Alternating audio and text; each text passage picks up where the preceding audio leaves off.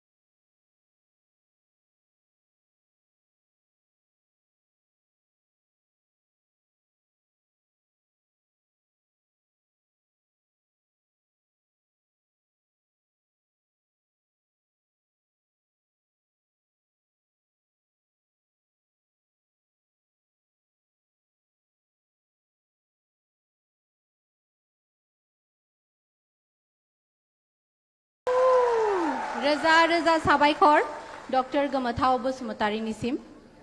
Thank you so much for this beautiful performance.